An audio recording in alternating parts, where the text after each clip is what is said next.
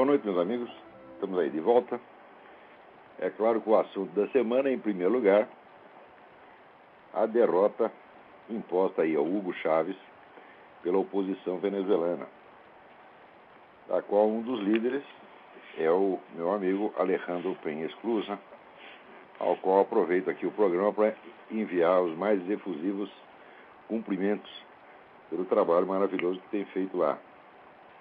O Alejandro foi candidato a presidente da Venezuela uns anos atrás e eu fiz um prefácio a um livro dele, O Continente da Esperança. É uma pessoa com... nem sempre concordo com todas as ideias dele, principalmente no campo econômico, mas não tenho a menor dúvida de que se trata de um grande herói, de um grande patriota venezuelano, e merece todo o meu apoio nessa luta que está empreendendo.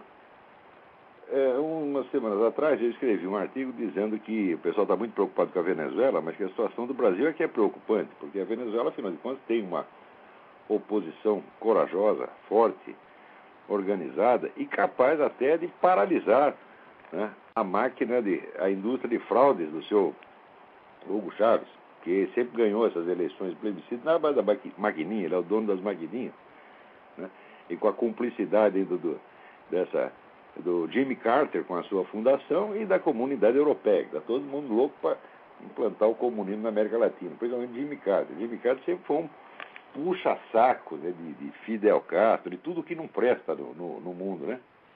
E ele é um sujeito que não pode ver não pode ver um ditador que ele fica excitadinho, né? Então eu vi o Hugo Chávez, ele achou uma maravilha o Hugo Chávez, e foi lá para ajudar, para ver o que podia fazer. E o pessoal da comunidade europeia, né, também, que é a comunidade europeia segue mais ou menos uma pauta leninista, né? Eu sugiro que vocês leiam o livro do Christopher Story, que se chama O Coletivo da Comunidade Europeia. Depois eu dou indicações mais precisas sobre esse livro. O autor chama Christopher Story.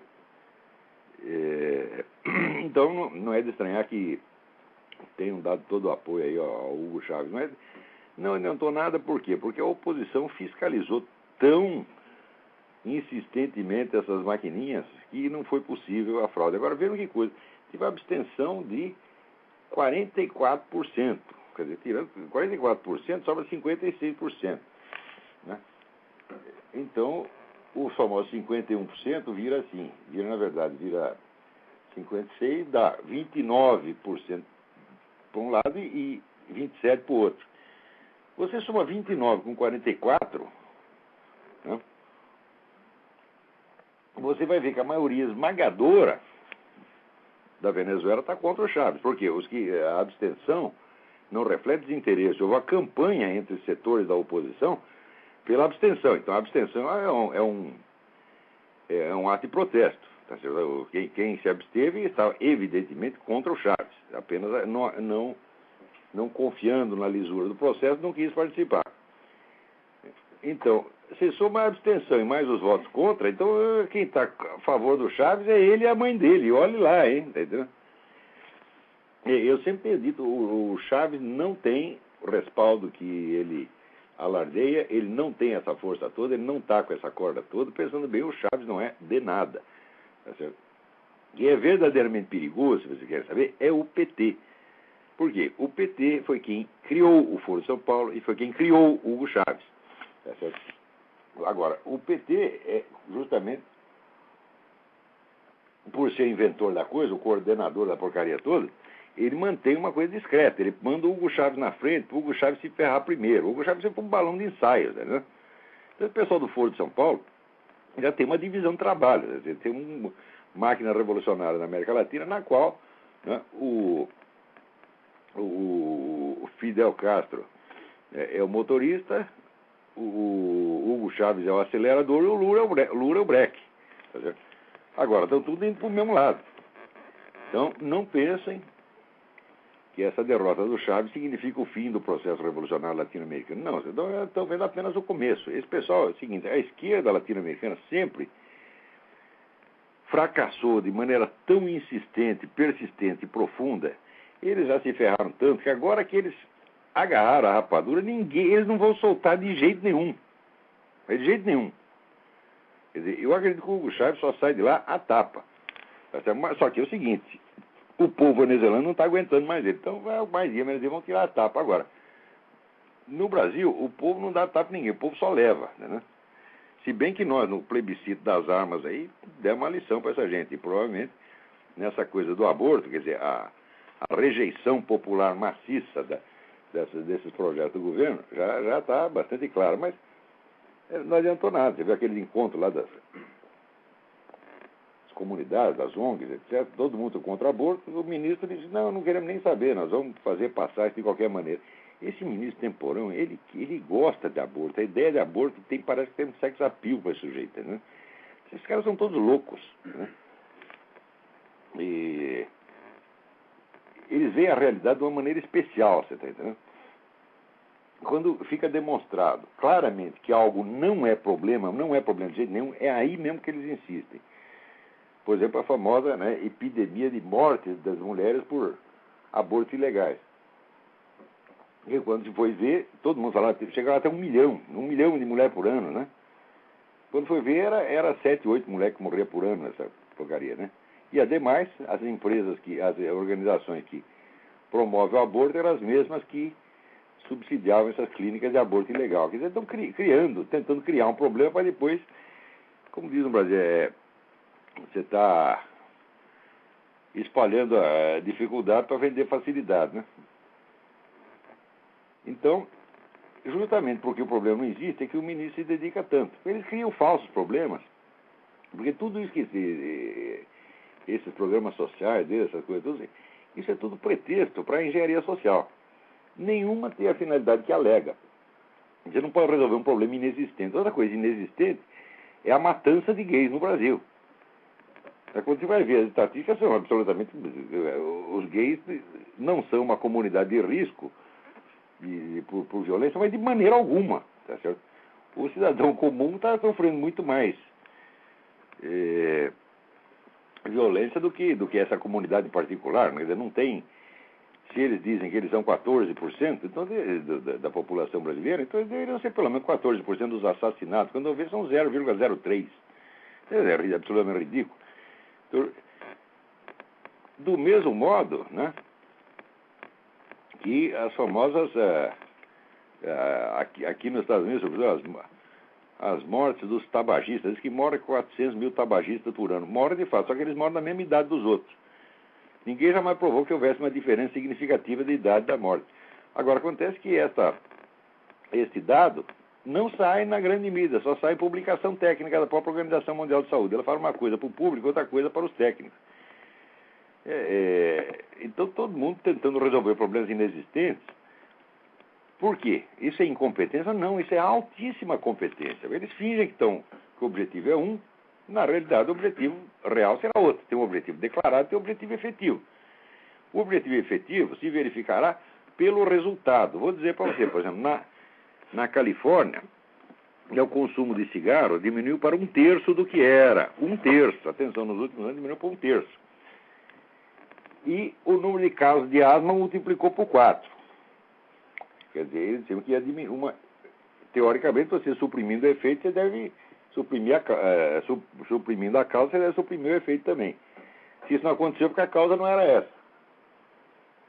Então, ou que seja, você não conseguiu diminuir a incidência de casos de asma de maneira alguma. Só que você acostumou a população, vamos dizer, a ter a sua conduta pautada pelo governo. E é esse que é o objetivo. Isso é tudo engenharia social, né? E esse dia saiu um artigo muitíssimo interessante do João Pereira Coutinho, que é o melhor colunista da Folha de São Paulo. Eu sei que escreve, é o único colunista da Folha que escreve bem. Por quê? Porque ele é português, não é brasileiro. Então, olha o que ele diz aqui. A crônica chama Socorro. Ele diz, eu sei que existem brasileiros que sonham com a Europa. Não falo de Paris, de férias na Torre Eiffel. Falo de viver na Europa, trabalhar na Europa. Quem sabe casar e envelhecer na Europa. Por favor, mude de ideias. Qualquer europeu sensato, com 2 neurônios em razoável funcionamento, trocaria a Europa pelo Brasil. Existe insegurança nos trópicos? Pois existe. Mas na Europa existe segurança a mais. E como a União Europeia, que todos os dias aumenta os seus poderes legislativos sobre a vida do mais insignificante cidadão, a coisa começa a ganhar contornos fantasmagóricos. Pior, de acordo com a revista alemã Der Spiegel, o cenário vai piorar. A União Europeia é liderada por 27 comissários não eleitos, entendo, e os 27 competem em si pelo troféu definitivo. Como produzir o maior número de regulamentos idiotas para transformar um adulto europeu numa criança de 4 anos? Então agora eles regulam o que você pode comer, o que você pode anunciar. Outro dia eu dei no artigo meu uma lista dos artigos que era proibido anunciar, né, na Inglaterra, né? Então tinha lá uns docinhos, né? Uns pirulitos, umas coisas assim. Não pode mostrar isso para as crianças, né? É proibido anunciar isso para as crianças, porque vai corrompê-las. Então o pai não pode mais nem decidir o que sua criança come. E o negócio do cigarro e outras coisas, é tudo assim, é tudo engenharia social, tudo para resolver problemas inexistentes. E esses problemas inexistentes são pretextos para você fazer alguma coisa que não tem nada a ver com aquilo. Do mesmo modo, essas leis de proteção aos gays, né? É como se os gays estivessem sendo vítimas de um genocídio. Tudo isso é uma mentira. E os caras sabem que é mentira. E esse ministro temporal, aqui, seu ministro, o senhor sabe tudo que eu estou falando. O senhor não está enganando ninguém. Agora, nesta semana também houve aqui uma coisa muito interessante, que é a visita do Lula, né, às favelas do Cantagalo e Pavãozinho. E diz que o narcotráfico, então, espontaneamente ofereceu uma trégua, diz que nada foi combinado. Vocês acreditam que nada foi combinado? Ora, porra, o que é isso? Né? O tráfico espontaneamente, né, por sinal de respeito ao seu presidente, né, parou com as suas atividades durante umas horinhas, né, deixou o homem entrar, falar as besteiras que queria e sair. Mas olha que coisa interessante. Na mesma semana, tem esse negócio de que o Ministério da Cultura, o Instituto do Patrimônio Histórico e Artístico Nacional, a Secretaria Especial de Política de Promoção da Igualdade Racial, CEPIR, e o Centro Cultural Cartola promovem a cerimônia de titulação das matrizes do samba do Rio de Janeiro como Patrimônio Cultural do Brasil. Né? Isso aí é uma coisa impressionante. Você vê, por exemplo, as obras do Mário Ferreira dos Santos, que foi um dos maiores filósofos do século XX, não são patrimônio cultural. Mas qualquer sambinha que você faça é, né? As obras do Vila Lobos, eu não sei se são patrimônio cultural do Brasil. Talvez nem sejam, né? Mas se forem, estão aqui niveladas aqui aos sambinhas, né? Agora, na mesma semana que acontece isso, veja que coisa interessante, né? Na mesmíssima semana, a Escola de Samba da Mangueira promove uma homenagem ao que é Fernandinho Beiramar, o traficante, parceiro das Farc. Então está tudo em família. O Lula lá no Pavãozinho, né? O samba sendo elevado à condição de patrimônio e aí a Mangueira prestando homenagem ao sócio das Farc, Fernandinho Beiramar, né? Enquanto o outro sócio das Farc, que é o Lula, né? Que não é sócio no negócio, mas é sócio político, parceiro político, está lá também fazendo festinha na Mangueira. Olha, falando negócio de favela, aqui, ô seu Lula, aqui, pô, na primeira eleição, o seu partido andou espalhando que vocês iam adotar para as favelas cariocas aquele programa do Hernando de Soto, economista Hernando de Soto, do livro O Segredo do Capital. O Hernando de Soto é o sujeito que descobriu o óbvio, né? Ele descobriu que a base da riqueza das nações é o registro de imóveis. Porque através do registro de imóveis, todo mundo tem algum capital. Quer dizer, qualquer terreninho é algum capital. Se você tem um terreno legalmente registrado,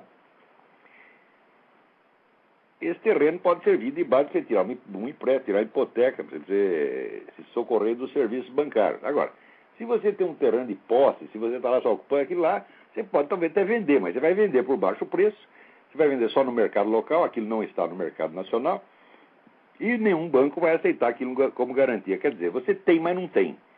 E o fato é que 70%, 80% dos imóveis do Brasil, a começar por todos esses da favela, é tudo assim. Quer dizer, o sujeito tem, mas não pode usar. Quer dizer, Só pode usar para morar, ou para vender para algum vizinho. Ele não pode anunciar isso aí, não pode botar no mercado. Isso não está no mercado imobiliário. Muito menos serve como garantia bancária. Então, diz o Hernando de Soto, se você somar todos os bens dos pobres, os pobres são imensamente mais ricos do que os ricos. Mas acontece que o capital que eles têm não é capital morto, porque eles não podem usar para nada.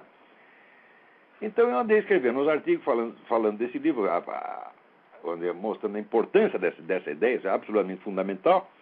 Aqui nos Estados Unidos, todo mundo que começa um negocinho começa exatamente assim, quer dizer, os negros têm um terreninho, vai lá no banco, né? Quando ele termina de pagar a hipoteca da casa, ele faz outra hipoteca para ele transformar aquele imóvel numa garantia para começar um negócio. Todo mundo começa negócio assim, aqui nos Estados Unidos. Isso, desde o século XIX é assim. Né? E essa foi, evidentemente, a base da propriedade, da prosperidade americana. O PT andou espalhando que ia aplicar esse negócio no Brasil. Quer dizer, vamos unificar o registro de imóvel, vamos dar certificado de propriedade para todo mundo, vamos botar ordem nessa coisa, vamos começar o capitalismo brasileiro. Eu digo, se fizer, na época eu falei, se fizer essa coisa, eu viro petista no dia seguinte, mas eu sei que vocês não vão fazer, é tudo da boca para fora. Olha, seu Lula, o senhor foi lá no lugar. Mas os caras estão tão burros que nem te cobraram isso aí. Quando vocês pisou na favela, os negros diziam todos, cadê meu registro de propriedade, ô seu moço? Né? Que o senhor prometeu não veio até agora. O senhor já está aí no 6º ano, né? 6º, 7º ano de governo, sei lá, já perdi a conta. E não fez merda nenhuma, nem vai fazer. Você sabe que no Brasil, cada cidade pequena no interior, o dono do registro de imóvel é uma espécie de imperador. Né? Ele faz o que quiser, porque o que cria a diferença de classe social no Brasil é o registro de imóvel. Se você tem o registro, então você é alguma coisa. Se você não tem, você não é nada. Né? Eu sei porque eu morei um tempo, meu pai morou um tempo numa cidadezinha lá no sul do estado de São Paulo, no litoral sul, que tinha muito negócio de imóvel, todo mundo comprava e vendia imóvel, mas era tudo ilegal, nada tinha registro. Então os negros até não ofereciam um terreno para você, chegava para você, em vez de falar, quer comprar um terreno, chegava para você e falar, quer comprar um rolo? Você sabia que estava comprando, aqui você estava comprando um rolo, né? Comprando encrenca. E toda hora dava tiroteio, um tomava o terreno do outro, era uma merda. Agora, o sujeito que tinha os papéis em ordem, não, daí esse virava, né, a classe dominante. Então, falar de democracia econômica e social no Brasil, sem regularizar os terrenos, é palhaçada. Não dá para começar, não dá nem para começar. Olha aqui, seu Lula, eu não sou contra o Fome Zero. Aliás, eu acho que daquela multidão de programas sociais que tinha antigamente, o mais fácil realmente é reunir tudo e simplesmente dar o dinheiro para os camaradas, dar o dinheiro direto para eles. Não sou contra o programa. Porém, melhor até do que dar dar um dinheirinho para os caras, dar um Bolsa Família, essa coisa toda, é dar um certificado de propriedade. Porque daí o sujeito faz seu próprio capital. Essa história que não é para você, né, dar o peixe, não é para você ensinar a pescar, dar a vara de pescar e tal. E vocês falam, mas é tudo da boca para fora. Você sabe perfeitamente que o pessoal que está recebendo dinheiro aí do Bolsa Família vai ficar eternamente recebendo dinheiro do Bolsa Família. Agora, se receber um certificado de propriedade, meu filho, o sujeito faz uma hipoteca, vai num banco, faz uma hipoteca, começa um negócio, compra lá um carrinho de pipoca, um carrinho de cachorro-quente e começa a prosperar, porque a gente sabe que o povo brasileiro trabalha pra caramba. Você vai dizer que o brasileiro é preguiçoso, conversa mole, eu sei, eu vejo isso desde a infância. Raros povos no mundo são tão esforçados no trabalho quanto o brasileiro. O que falta no Brasil não é isso. Às vezes falta oportunidade para começar um negócio. O Brasil, se tiver R$5.000 para começar um negocinho, né, em geral ele prospera. No Brasil, nos anos 80, por exemplo, 60% da nossa economia era economia informal. Que é economia informal é por iniciativa popular, vamos dizer, extra-legal. Sem ajuda de governo, nem coisa nenhuma, entendeu? Abria o seu negocinho, trabalhava e prosperava. Quer dizer, aquilo é capitalismo em estado puro. Daí logo já veio o governo, né, com aquele negócio de não, nós precisamos socorrer a pequena empresa. Tá? Fala, pelo amor de Deus. Fala em socorrer, os caras já tremem nos alicerces, porque sabe que socorrer já vem aquela burocracia. Hoje em dia, por exemplo, você começar uma pequena empresa, você leva meses para registrar essa coisa. Né? Então, no Brasil, a atividade capitalista, sobretudo a atividade do pequeno empresário é obstaculizada por todos os meios, obstaculizada e criminalizada, na verdade. Agora, para ganhar voto, disseram, nós vamos aqui adotar o programa do Hernando de Soto, vamos dar certificado de propriedade para todo mundo, tudo da boca para fora, tudo conversa morta. Porque você sabe que se adotar o programa do Hernando de Soto, tá certo? A sua propaganda socialista, tá certo? Vai se tornar letra morta. Né? Se você, a partir da hora que todo mundo tiver certificado de propriedade, todo mundo puder começar seu negocinho, quem vai querer essa merda de socialismo? É hora, porra. Mas vamos em frente. Aliás, esse negócio essa promiscuidade da Mangueira com o Fernando Beiramar, não pense que isso aí é uma exceção. Né? Tem várias investigações na Polícia Federal dando conta da intimidade entre várias escolas de samba e o narcotráfico, que, aliás, se explica facilmente em função de uma outra intimidade, que é a intimidade das escolas de samba com o velho partido, o Partidão, tá certo? Partido Comunista, né?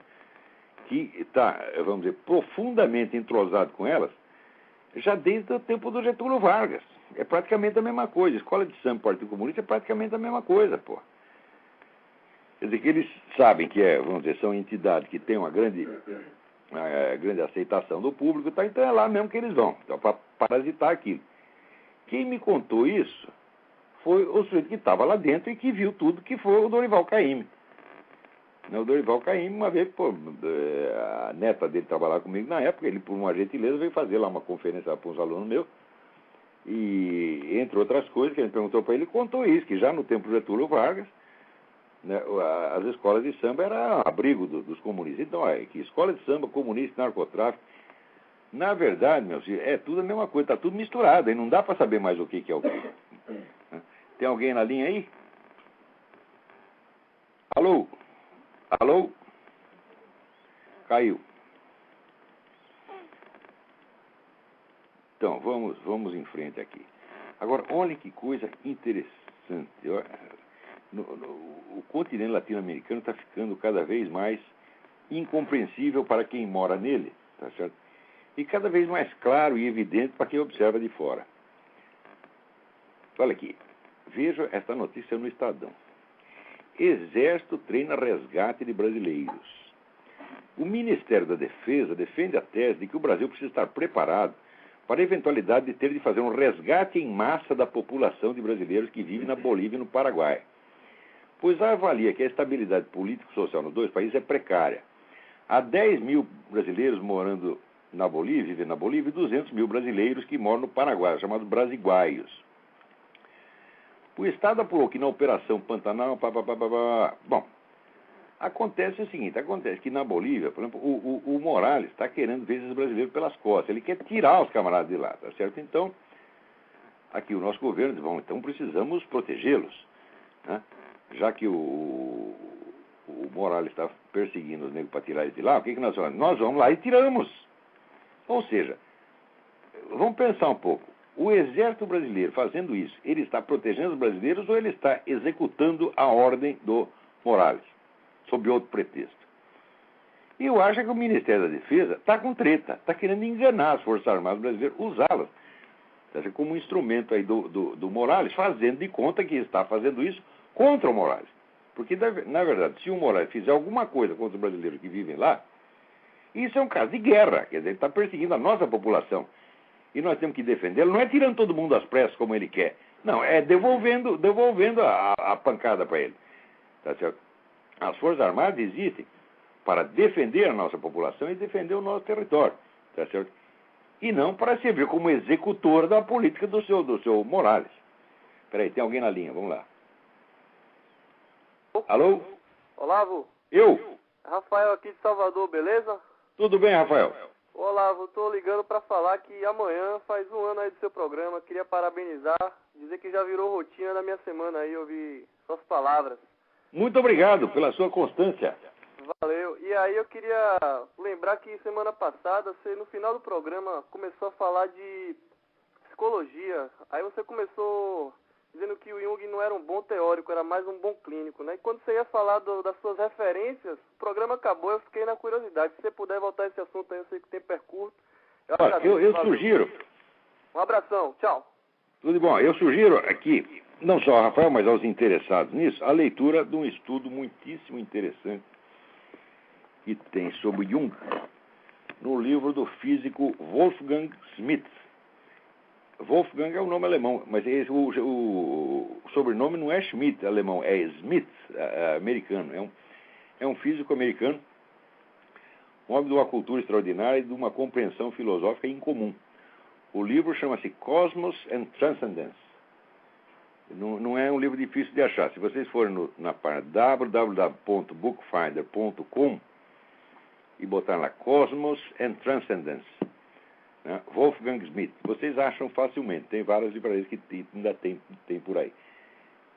Ali está uma parte, vamos dizer, das objeções que se poderia fazer ao Jung, mas eu ainda tinha observado, vamos dizer, uma coisa fundamental, um erro fundamental na tipologia do Jung, e essa tipologia é um dos fundamentos da psicologia dele. É muito do que ele foi. Muito restante das conclusões que ele tira é baseado na tipologia. Então, se a tipologia está errada, isso compromete o edifício inteiro. E a tipologia é baseada em dois tipos de distinções. Ele diz, primeiro, que na mente humana existem dois tipos de funções. Umas que são desenvolvidas e que atuam no nível da consciência, e outras que são arcaicas, primitivas e que atuam inconscientemente.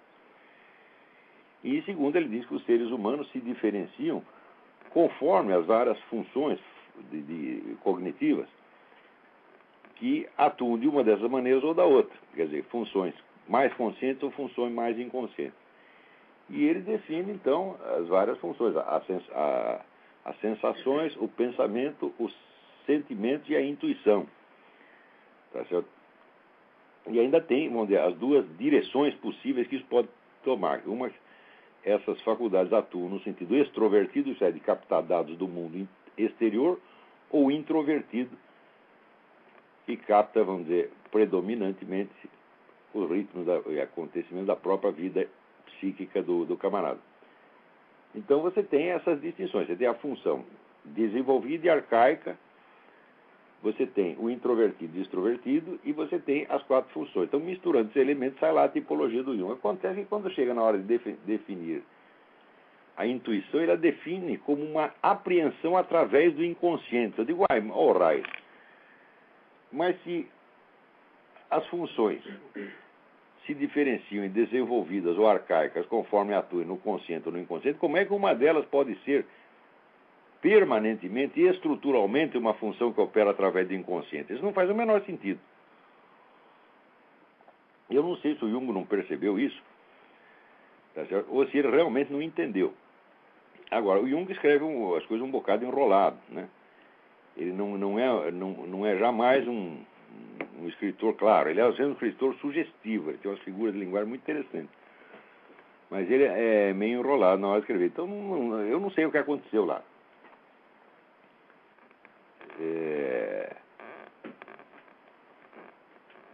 Então,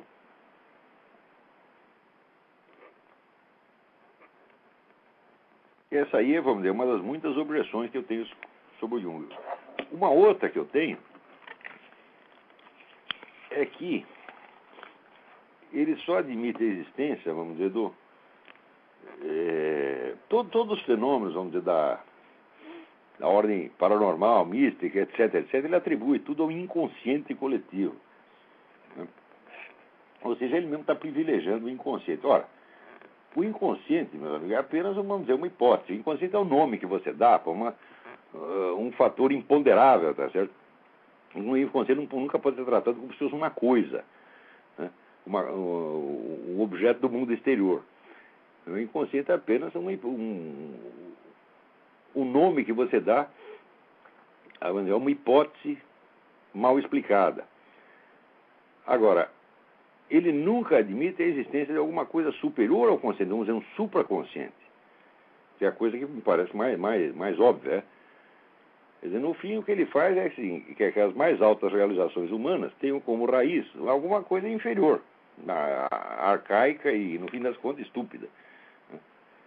E quando ele vamos dizer, quer explicar todos os mais altos fenômenos da arte, da mística, etc., por esse tal de inconsciente coletivo, né, ele acaba fazendo uma apologia das sombras, apologia das trevas.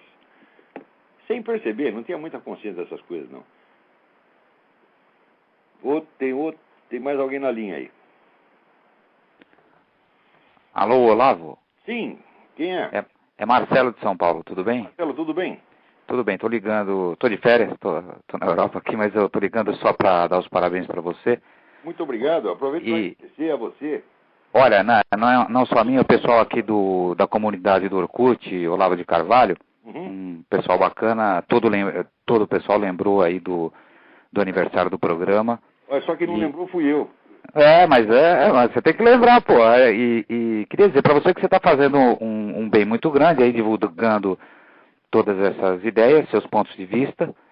Muito obrigado. E tem sido muito positivo para muita gente. Muito okay? Obrigado, muito obrigado. E um grande abraço. E será que isso serve para estimular você, para você saber que tem muita gente aí do seu lado? Muito obrigado. Muito agradeço a todos a atenção, a gentileza, o carinho que tem tido por esse programa. E nós vamos continuar. É isso mesmo. Um grande abraço. Um grande abraço. Então, muito obrigado a todos por essa atenção. E quem não gosta do programa já sabe. Vai tomar no cu, pô. Não é problema nenhum. Não precisa gostar, não. Não vindo aqui encher meu saco, tá tudo bem. Agora, essa semana também, você vê, saiu aqui a nova encíclica do Papa Bento XVI, né, falando o quê? Do marxismo. Você vê, não está todo mundo dizendo que não, esse negócio de comunhão acabou, não existe mais, etc. Você está açoitando cavalo morto. Aí, então, olha que aí o Bento XVI me ajudando a açoitar cavalo morto. Tá certo? Quer dizer, se está morto, por que o Papa, né, vai perder seu tempo fazendo uma encíclica a respeito? Ora, o comunismo não está morto, ele se fez de morto para saltar o coveiro. Isso aí já foi explicado no livro do Anatoly Golitsyn, né, nos anos 80.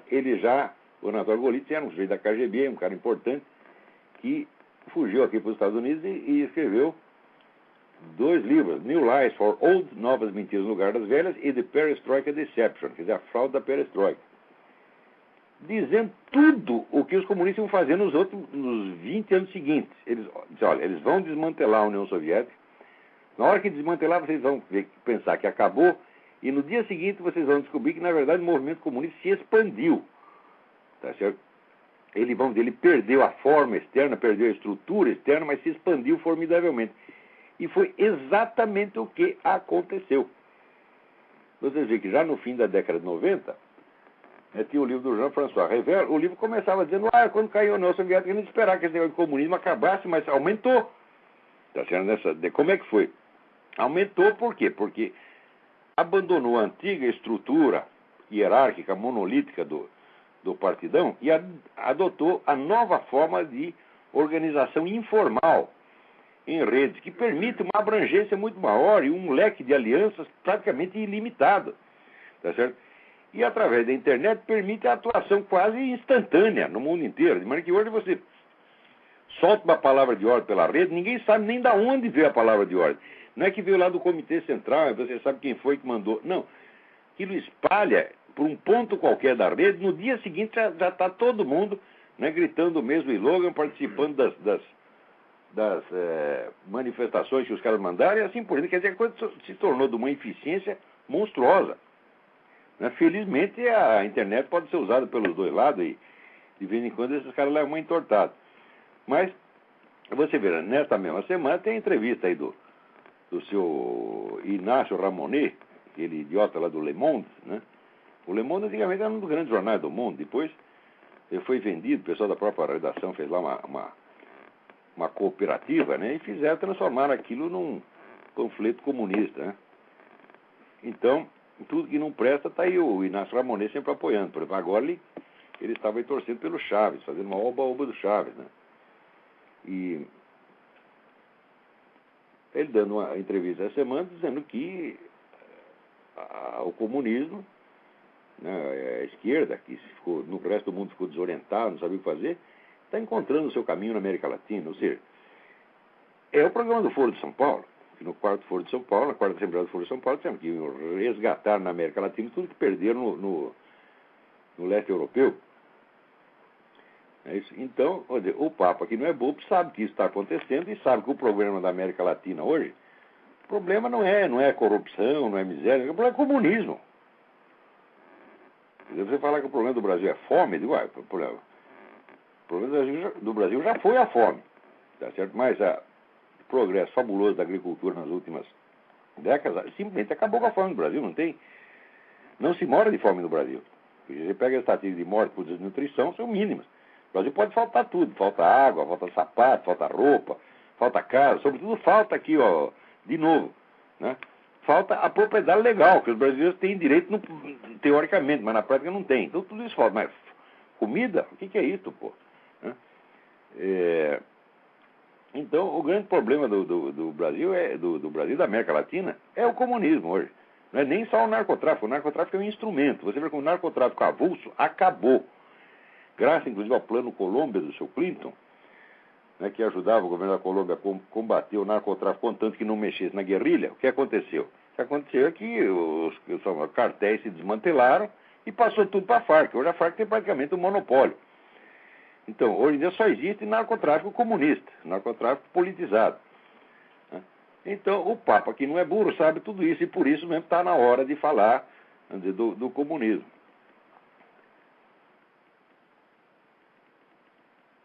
Muito bem. Vamos ver o que mais. Aqui, o Alessandro Vieira Braga me pede um comentário sobre Mário de Andrade, Haroldo de Campos e Antônio Aires no seu próximo programa. Né?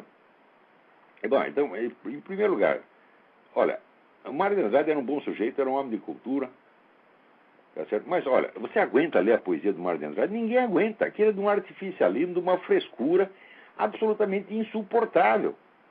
Ninguém lê aquilo. E quando você vai ler o Macunaíma, você diz, bom, Macunaíma é muito interessante na sua versão cinematográfica. Foi muito engraçado, feito com o Grande Otelo. Né? Tem ideias ali, as ideias são ótimas. Né? Se o Mário de Andrade soubesse escrever, aquilo seria um livro muito interessante. Mas o que ele fez ali, vamos dizer, foi um exercício de filologia, né? Um exercício de pedantismo filológico, que torna a coisa ilegível, intragável, artificiosa. Agora, o enredo mesmo é muito interessante, né? Como símbolo, o Macunaíma é muito bom. Então, mas ele valeu mais no cinema do que na literatura. Eu não conheço ninguém que tenha lido Macunaíma inteiro, a não ser esse mesmo idiota que vos fala. Quer dizer, porque eu fiz por obrigação, quer dizer, li as 5 primeiras páginas por interesse, daí eu falei, não, vamos ter que ler por teimosia, tá, né? Então, só estudioso mesmo é que vai fazer uma força para ler aquilo. O povo não aguenta ler, porque é muito artificioso, muito chato. Quanto ao Haroldo de Campos, não preciso dizer nada. O Bruno Tolentino, meu falecido amigo, já disse tudo que tinha que dizer desses caras no livro Os Sapos de Ontem. Né? E o Antônio Aires, outra coisa. O Antônio Aires, olha, a definição do Antônio Aires que ele deu foi o Milor Fernandes. O Milor Fernandes, ele disse, o Antônio Aires, ele conhece todas as palavras da língua. Ele só não sabe juntá-las. Então, é isso aí. Leia um texto do Antônio Aires e você vai ver que coisa mais... É a mesma coisa do Mário de Andrade, essa mania modernista, né, do pedantismo de querer escrever enrolado para parecer inteligente. Isso é uma coisa estúpida. Note bem, eu não sou um adepto intransigente daquele, vamos dizer, estilo límpido, clássico, tipo Machado de Assis. Não, às vezes eu gosto de um negócio barroco, mais enfeitado, também fica legal, né? Mas precisa saber fazer, porra! Vamos lá. Tem alguém na linha aí? Alô, Olavo? Eu? Sim, Olavo, aqui Alfred Smith, de São Paulo. Alfred Smith, tudo bem? Sim. Olavo, sabe que o Chaves perdeu o tal de referêndum hoje, né? Alô? O Chaves. Sim. Ele perdeu o tal referêndum. Eu comentei isso logo no começo do programa. Ah, sim. Eu queria saber tua opinião, porque parece que forma parte da estratégia esta comunista de esconder-se e de transformar-se para que baixem a guarda, entendeu? Olha, eu realmente não sei, eu não tenho um conhecimento mais aprofundado da situação, não sei se Você está insinuando a possibilidade de uma vitória, uma derrota consentida, né? Sim, exato. Para poder simular uma democracia. É até possível, né? Eu vou tentar, durante a semana, contactar o Alejandro Penha Esclusa, Sim. que está lá, é um dos líderes da oposição, tá, para ver se ele me analisa sobre esse aspecto. Eu não seria capaz de fazer isso. Mas eu prometo que eu vou tentar, não prometo que vou conseguir, mas vou tentar contactá-lo e ver o que ele tem a contar sobre isso. Pois não, Olavo, muito obrigado. Se aconteceu isso, você pode ter certeza do seguinte: tem uma pessoa no Brasil que vai descobrir, que é a Graça Salgueiro, que é a pessoa que faz a Blogspot Nota Latina. Ah, sim. Que é a pessoa mais informada sobre isso. Se tem isso, mais dia menos dia a Graça descobre. Pois não. Porque ela escreve, ela troca correspondência com todo mundo na América Latina. É a pessoa mais informada que tem. Graça Salgueiro. Graça Salgueiro. Você procura Nota Latina, uma palavra só, Nota Latina. Obrigado, Olavo. Obrigado você pela participação. Um abraço. Então, tá aqui, o Rodney está corrigindo alguns dados que eu tinha dado no outro programa, sobre quem são os formadores de opinião mais consultados ali no Google, mais referenciados no Google. Tá certo? E eu disse que eu tinha recebido essa sugestão de um leitor e fui lá conferir. Mas eu conferi errado, porque eu esqueci de botar as aspas. E daí o Paulo Henrique Amorim apareceu lá com 1.380.000 referências. Mas essas não são referências ao Paulo Henrique Amorim, são as 3 palavras separadas: Paulo, Henrique e Amorim. Assim não vale. Então, quando você põe Paulo Henrique Amorim entre aspas, fica reduzido a 178 mil. Né? Mas, obrigado pela correção, mas de fato não é necessário, porque na nota que está circulando na internet já está isso levado em conta, já está corrigido. Agora, esses dados tem que atualizar, né, todos os dias. Aliás, a revista Época está promovendo aí uma enquete de quem são os 100 brasileiros mais importantes. Ora, você pega aqueles nomes citados lá e põe lá no Google para você ver o que acontece. Esses caras não são importantes coisa nenhuma. Eles estão pondo gente lá que ninguém conhece, que não só não fez merda nenhuma, como ninguém sabe o que o sujeito não fez, você está entendendo? Então é simplesmente, o que acontece, vamos dizer, transparece imediatamente em referência no Google. Quer dizer, o Google mostra a atenção que as pessoas estão prestando ao que aquela pessoa diz. Tá certo? E se você vai ver lá, por exemplo, Vanderlei Guilherme dos Santos ontem tinha 33 mil referências. Né? Quer dizer, o que é isso? Eu acho que quando o sujeito começa a contar a partir de pelo menos 200 mil referências, 300 mil referências, uma coisa assim. Abaixo disso é um ilustre desconhecido. Tá? Se perguntar na população brasileira inteira quem é Vanderlei Guilherme dos Santos, ninguém sabe, é só aquela curriola universitária dele, pô. Tá certo? Então, vamos dizer, como formador de opinião, note bem, eu não estou discutindo a qualidade intrínseca do que o sujeito está fazendo, se bem que no caso também é uma bela merda. Mas eu estou avaliando, vamos dizer, o auditório que a pessoa tem. Tá certo? Então, pela pesquisa ali, eu seria o 5º formador de opinião que tem mais público no Brasil. Se bem que eu estou competindo com gente que tem programa de televisão, gente que mostra a cara todo dia lá, tipo Arnaldo Jabor. Quer dizer, o Arnaldo Jabor, então ele deveria ter, né, 1000 vezes mais público do que ele não tem só um pouquinho a mais. Tá certo? Então isso mostra, vamos dizer, que grande parte, vamos dizer, da popularidade desse pessoal não se deve ao conteúdo que eles estão falando, mas à riqueza dos meios de difusão colocados à sua disposição. Porque no fundo não tem coisíssima nenhuma para falar, não é isso? Agora, não esqueçam que, por exemplo, o Reinaldo Azevedo, agora ele está na Veja, mas o Reinaldo se fez com o blog pessoal dele. Ele não tinha grandes meios de difusão, e foi pelo conteúdo que ele estava falando que ele atraiu a atenção do público. A mesma coisa vale para este meu programa e para a minha coluna. Tá certo? Eu não tenho programa de televisão, este programa aqui é um programa de iniciativa pessoal minha, tá certo? Não tem patrocínio, não tem nada, tá certo? Ao passo que esse pessoal que tem patrocínios milionários, de apoio de Rede Globo, etc., bom, às vezes consegue um pouquinho mais de audiência do que eu e o Reinaldo, mas olha lá, é só um pouquinho, né? Agora aqui o Ricardo Silva me manda aqui uma carta mal criada que ele mandou para o Merval Pereira, porque agora o pessoal do Globo começou a estar falando do Foro de São Paulo como se sempre tivesse falado do assunto, né? E quer ver aqui que o Ricardo fala? Ele desce o cacete aqui no Merval, meu Deus do céu. Eu ligo o meu rádio e minha TV e vejo a imprensa brasileira ser cúmplice desse governo corrompido que aparelha o Estado, tem um projeto autoritário, que usa qualquer meio mais sólido para chegar aos seus fins, que manipula a verdade das estatísticas, que discursa sempre conforme a conveniência. E olha, é isso aí, cara, é isso aí que a imprensa está fazendo, a imprensa brasileira é isso. Agora, ela faz isso, ela puxa o saco, tá certo? Ela serve a este aparato e ainda é criticada por ele, porque não é tão esquerdista, ela ainda tenta manter alguma aparência de neutralidade, e isso já é suficiente para ofender a sensibilidade do aparato comunista. Vamos lá. Tem alguém na linha. Olá, é o Marco Borghesso. Marco? Sim. Tudo bem, Marco? Tudo bom. Diga. Eu queria perguntar se você viu a matéria da Veja sobre o Colégio de São Bento. Pois é, que lá já virou escolinha do MST também.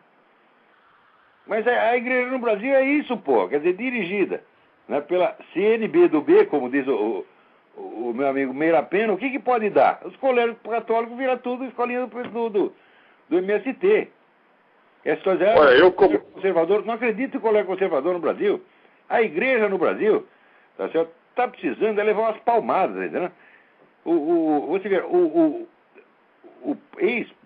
falecido Papa João Paulo II, ele dizia o seguinte: os brasileiros são cristãos no sentimento, mas não são na fé. Quer dizer, o Brasil quer poder ser comunista e cristão ao mesmo tempo. Não dá esse negócio, entendeu? Nós, como eu sou ex-aluno e eu fui dos assinantes da carta, nós tínhamos ainda a ilusão, eu, inclusive, quando assinei a carta, tinha ainda a ilusão de que os padres, eles não estavam... Eu tinha essa impressão, e ainda não tenho confirmado o oposto, para ser sincero, mas quando eu assinei, eu tive a impressão de que os padres estavam desavisados, de que as coisas estavam acontecendo ali por iniciativa dos professores, que são, enfim, leigos, né? Mas que os padres estariam talvez fazendo uma fraca supervisão, não estariam tão cientes do que estava acontecendo. Eu ainda não tenho a total confirmação de que eles, sim, estejam cientes, estejam participando e pensem daquela maneira. Olha, mas eu não posso afirmar uma coisa dessa, com relação a este caso em particular, mas, de modo geral, a situação da igreja no Brasil é muito pior do que as pessoas imaginam. A igreja no Brasil está 100% a serviço da esquerda, não sobrou mais ninguém. Quando sobra um padre aqui, outro ali, que tem praticamente ficar escondido, que nem esse maravilhoso padre Paulo Ricardo, que faz esse site extraordinário, né? Você nunca vai ver esse padre ser bispo, nem cardeal, nem coisa nenhuma, não vai subir na hierarquia, não. Ele tem que ficar escondidinho lá no canto dele, né? E dar graça a Deus de não apanhar, entendeu? Porque se for depender desses bispos brasileiros, isso aí já virou MST há muito tempo. Eu considero a igreja brasileira cismática. E eu acho que não tem igreja católica no Brasil. Por que eu digo isso? Porque aqui tem igreja católica. Eu vejo o que é a igreja católica. Eu vi a igreja católica na França, né? Agora, no Brasil, eu não vejo. Não vejo mesmo. Você não vê o menor sinal de catolicismo aí. Isso é tudo empulhação. Eu acho que esses caras tudo tem que ser tirado aí dos seus cargos a tapa.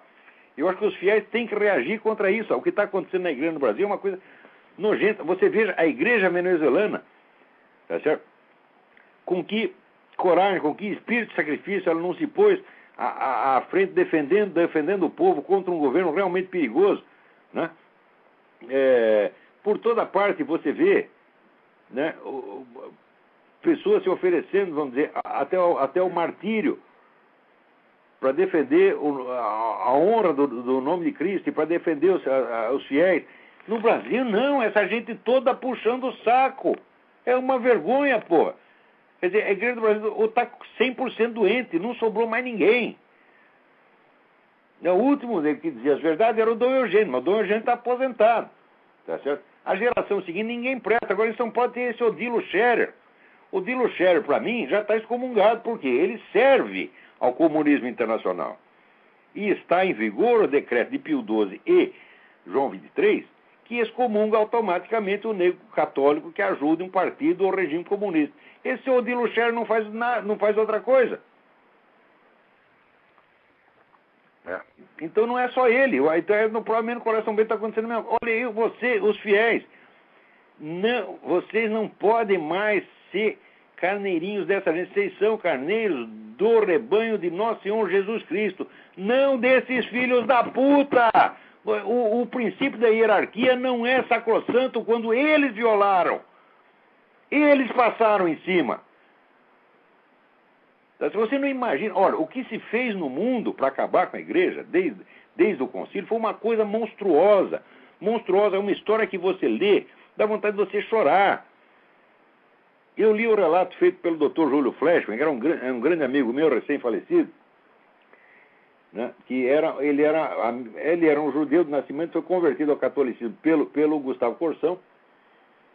E logo que ele se converteu, ele já viu a igreja toda se bandear para o outro lado, tá entendendo? Quer dizer, ele foi o último a entrar e de repente ele estava sozinho dentro da igreja. Vê que situação mais filha da mãe, né? E daí o doutor Júlio, depois da morte do Gustavo Corsão, virou o grande defensor. Não é do tradicionalismo, não existe isso, igreja tradicional, só existe uma igreja. Quer dizer, o sujeito que insiste, vamos dizer, em continuar ou oficiando ou assistindo à missa como se fazia antes do concílio, ninguém tem o direito de puni-lo. Então, como não pode punir oficialmente, o que eles fazem? Perseguia pelas costas, perseguia, boicotava, fazia difamação. É uma coisa horrorosa. Quer dizer, e a imprensa inteirinha já tomou partido. Quer dizer, ela trata esse pessoal da igreja antiga como se fosse eles fossem cismáticos, eles fossem heréticos. Agora, depois da declaração do Papa, isso não pode ser assim. Ninguém jamais os excomungou. Pode ter excomungado uma pessoa ou outra por alguma atitude, mas ninguém é excomungado por querer fazer a missa antiga. Outra coisa, a diferença da missa antiga para nós não é que uma é em latim e outra é em português. Não é isso, é o texto da missa que é alterado, em pontos importantes. E como o sujeito pode achar que o texto da missa nova é duvidoso, ele, justamente por via das dúvidas, se atém à antiga, que é o que a prudência recomenda. E se disser o texto da antiga está errado, a igreja está errada há 2000 anos. E só agora que acertou, que é uma coisa absolutamente impossível. Tá certo? Então, agora, se você lê aí as folhas de São Paulo da vida, ou assiste os filmes de Hollywood, né, você fica achando que o pessoal da igreja tradicionalista é herético, cismático. Não são nada disso. Ninguém jamais... ninguém no Vaticano jamais disse que são. Sim, agora o Papa tirou qualquer sombra de dúvida em relação a isso, né? Ele está tirando a última dúvida que pode restar. Não, a igreja é uma só. Estão todos aqui dentro. Sempre tiveram. Note bem, quando foi excomungado o Dom Marcel Lefebvre, ele não foi por uma questão doutrinal. Ele foi por um ato de desobediência explícita ao Papa. Se ele agiu bem ou mal, não sei. Mas eu, pelas coisas que eu vi, pelas atitudes do Marcel Lefebvre, o Marcel Lefebvre é quase um santo. E doutrinariamente ele é impecável.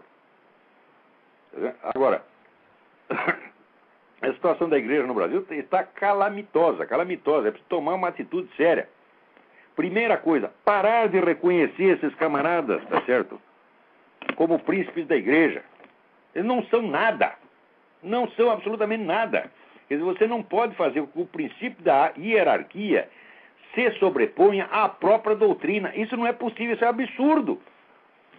Isso você está fazendo um elemento burocrático para dominar sobre a própria palavra do nosso Senhor Jesus Cristo.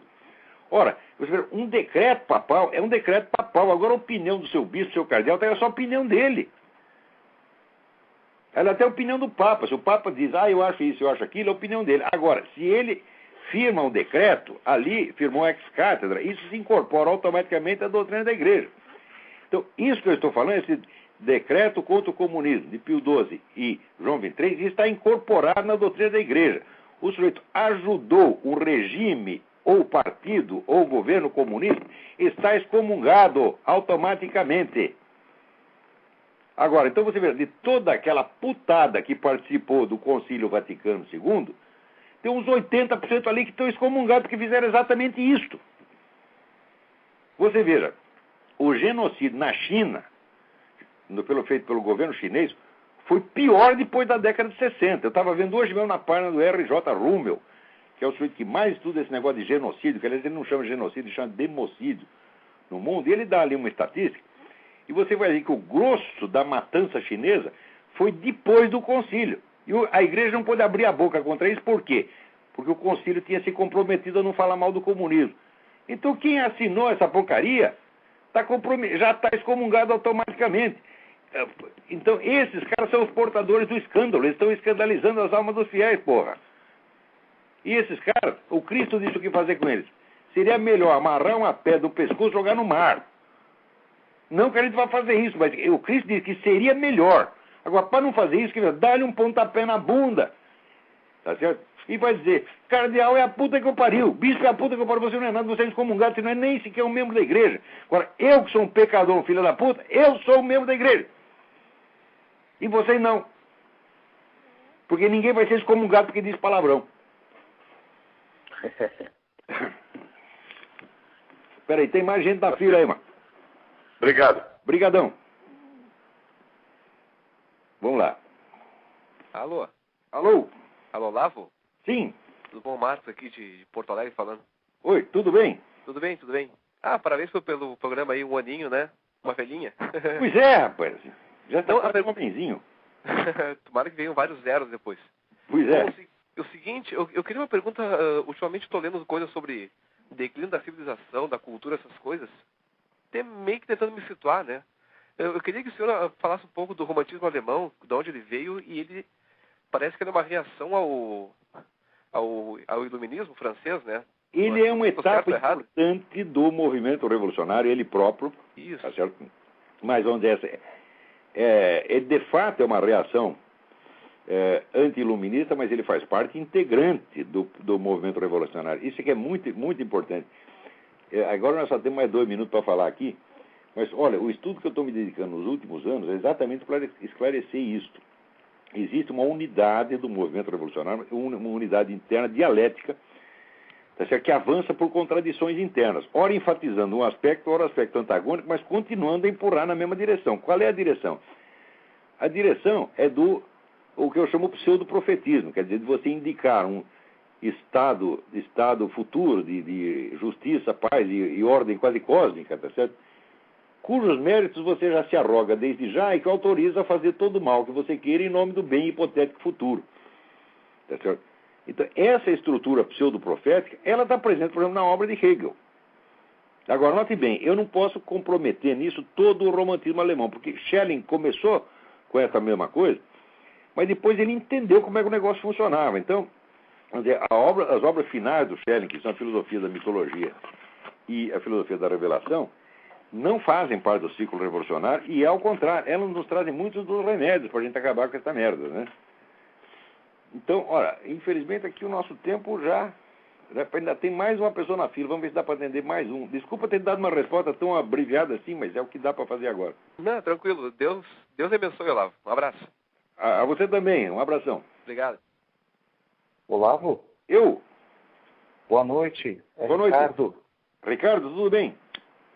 Tudo bem. Olavo, em primeiro lugar, eu queria te parabenizar pelo trabalho que você está fazendo. Eu queria dizer para você que eu tenho ouvido o seu programa há mais ou menos uns 6 meses. Eu acho que eu nunca aprendi tanto em pouco tempo. Obrigado. Quando algumas coisas que você falava de início, eu ficava muito impressionado. E principalmente que você falava em relação à Universidade de São Paulo, né? Porque eu estudo lá na Faculdade de Direito. Aquilo é o puteiro, a USP é o puteiro. Olavo, quando eu começo a ver certas coisas lá dentro, eu lembro imediatamente das coisas que você fala. E aquilo ali, tem departamento daquela universidade que é pura doutrinação marxista, Olavo. pura doutrinação. Ciência e filosofia mesmo não se estuda. Eu estudei marxismo, meu saco. Eu passei anos ali lendo o Georg Lukács, a escola de Frankfurt, essa coisa toda. Eu sei o que é marxismo. Esses caras, nem para fazer propaganda marxista, pregação marxista, eles fazem propaganda do MST, porra. É uma vergonha isso aí. Olavo, tem certos autores na filosofia do direito, na filosofia, que são importantíssimos. Eles simplesmente suprimem. Claro. Eles não oferecem uma visão geral. Eles querem que você veja o que eles acham que tem valor. E é a escolinha de Frankfurt. Não é só porque... É Adorno. Eles têm medo. Você que eles vão enfrentar aí um Eric Wegener, né? Um Bernard Lonergan, a Xavier Zubir, o que é isso? Se eles forem ler isso, vai dar congestão cerebral, eles vão morrer. Eles fogem e dizem que o diabo fora da cruz, porra. É assim, é uma mistura de comunismo, vigarice e uma incapacidade, uma inépcia, uma burrice fora do comum. Vocês estão sendo vigaristas mesmo. E Olavo, você vê às vezes ali que certos professores ocupam certas cadeiras, não é por mérito, não. É porque reza a cartilha. Pois é. Ora, você quer saber? Fala intelectual de esquerda. No Brasil tem um intelectual de esquerda, que é o Carlos Guilherme Mota, que é o sujeito que ainda dá para conversar. O sujeito é mais comunista que a peste.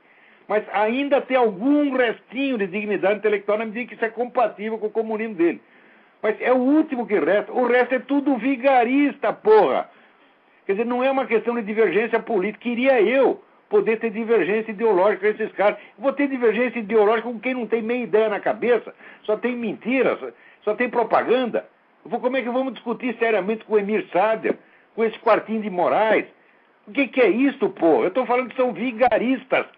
Notem bem. Olavo, eu queria estar na faculdade na época que você foi lá debater com a Laura, Olavo. Eu leio a transcrição do seu debate, eu gostaria de estar lá. Aquele sujeito não pode ser professor primário, ele não tem preparação para isso, é uma besta quadrada, é um inepto. Eu saí de lá com dó do cara. E eu prometi que eu nunca mais ia aceitar polêmicas com intelectuais de esquerda, porque o pessoal estava me acusando de bater em criança. Então eu não vou mais bater em criança, eu não aceito mais debate com eles por causa disso. Eu faço tanto malefício para os caras que eu fico com dó. Aliás, falar em malefício, deixa eu dar uma sugestão para vocês. Não percam a série de debates do Dinesh de Souza com esse pessoal do ateísmo militante, o Daniel Dennett, Christopher Hitchens, e espero que ele pegue agora o Dawkins e o Sam Harris. Mas ele reduz os caras a pó. Você não sabe se ri ou se chora, você está entendendo? Porque Olavo, eu sei que é tão grande. Olavo, mas olha, é um apelo importante, até porque eu sei que o tempo é curtíssimo, Olavo. Eu queria que, no momento oportuno, você comentasse o seguinte também. Eu encontro em vários lugares, Olavo, pessoas que têm uma certa consciência do que está acontecendo, que têm alguns valores ainda importantes no coração, mas quando você fala de fazer alguma coisa, ninguém faz nada, Olavo. Eu convido as pessoas para grupo de estudo, eu convido as pessoas para fazer alguma coisa, ninguém se interessa, ou morre de medo. O brasileiro está capado, pegaram as duas bolas do saco dele e deram pro gato comer, porra. O Brasil tem uma crise nacional de testosterona, que é um negócio incrível. Eu nem sei mais como é que as pessoas continuam nascendo aí, porra. Bom, para nascer... É uma apatia, né, Olavo? Apatia, né, Olavo? Uma coisa, um desfibramento, uma coisa horrorosa que está acontecendo. Né? Então, olha, isso aí... Tem que honrar a alma, você está entendendo? Não... O conhecimento é a natureza do ser humano. O conhecimento, a busca do conhecimento é a própria natureza do ser humano. Quando ele perde isso, ele perde a força de viver. E no Brasil, mataram a vida intelectual. Agora, o que é patrimônio cultural? É o samba, é o Morro da Mangueira lá, puxando o saco do Fernandinho Beiramar. Isso é cultura nacional. Eles acabaram com a cultura superior brasileira. O Brasil não tem mais cultura superior e não sabe o que é. Só que a hora que acaba isso, acaba o resto também. Então, a gente não tem que ter complacência com essa gente. Olha, eu trato assim, os humildes com humildade, tá certo? Agora, o sujeito burro e arrogante, eu piso em cima, tá entendendo? Tem que pisar em Isso cima. aí, Olavo. Nesses camaradas que não merecem respeito. Olavo, eu vou desligar. Olha, eu peço a Deus, Olavo, sinceramente, que lhe dê muitos anos de vida para você terminar o seu trabalho. Você tem muito a contribuir, Olavo. Você, olha, eu não tenho palavras. Eu gostaria de ter conhecido você antes, Olavo. Agradeço seus votos. Olavo, continua, Olavo, continua, por favor. Eu preciso de mais energia para continuar nessa luta. Ok? Olavo, boa noite, viu? Foi um prazer. Prazer foi meu. Olha, muito obrigado a todos que nos ouviram durante esse ano inteiro. E vamos começar tudo de novo, vamos em frente, tá?